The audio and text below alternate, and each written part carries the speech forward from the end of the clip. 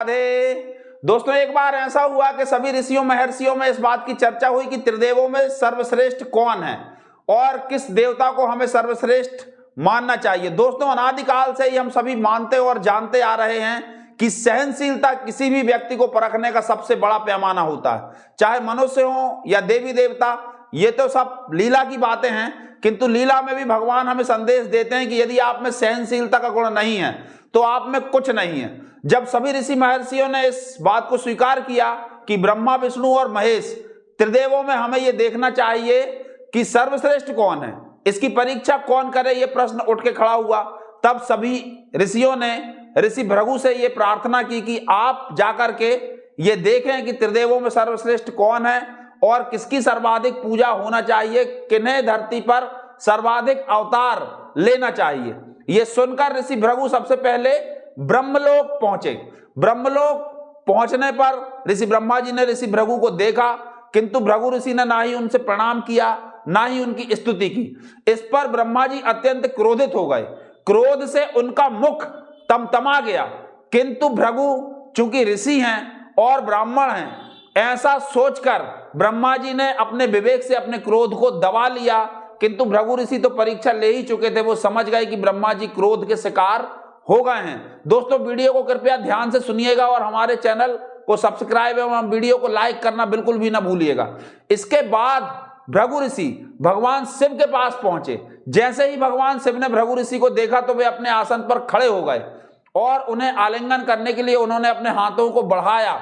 इस पर भृगु ऋषि ने भगवान शंकर से, देवादिदेव महादेव से कहा कि हे महादेव, आप हमेशा ऊटपटांग वरदान देते हैं, आपके वरदानों के कारण सृष्टि में बड़ी उथल पथल मची रहती है, इसलिए मैं आपकी स्तुति नहीं करूंगा।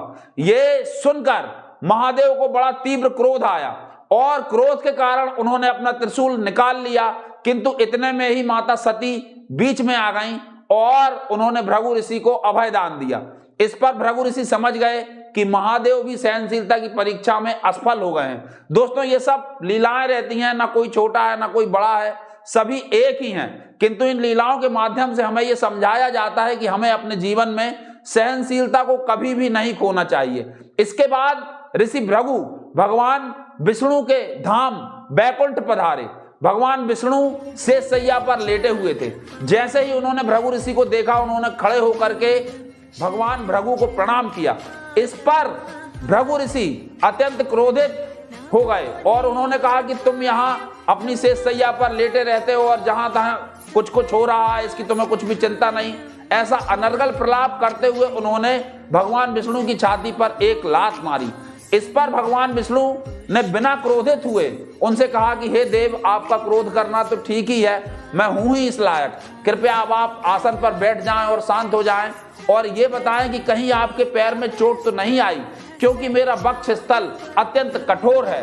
दोस्तों, तभी ये दोहा रहीम जी द्वारा रचा गया, क्षमा बड़न को चाहिए, छोटन को उत्पात, का रहीम हरि को भयो, जो भृगु मारहि लात। अर्थात छोटे हमेशा उत्पात करते हैं, किंतु बड़ों का दायित्व है कि उन्हें क्षमा कर दिया जाए। दोस्तों, ऐसा भी कहा जाता है, इसी बात को यदि हम अंग्रेजी में कहें, to error is human, forgive is divine. अर्थात गलती करना मनुष्य का स्वभाव है और क्षमा करना ईश्वरीय गुण है। गलतियों के वास्ते उसने बनाया इंसान को, वरना पूजा के लिए फरिश्ते कम न थे भगवान को। तो दोस्तों, आप अपने जीवन में सहनशीलता का गुण अवश्य अपनाए रहें और कृपया हमारे चैनल को लाइक और सब्सक्राइब करना बिल्कुल भी ना भूलें। वीडियो पूरी तरह से देखने के लिए आप सभी का बहुत बहुत बहुत धन्यवाद। राधे राधे।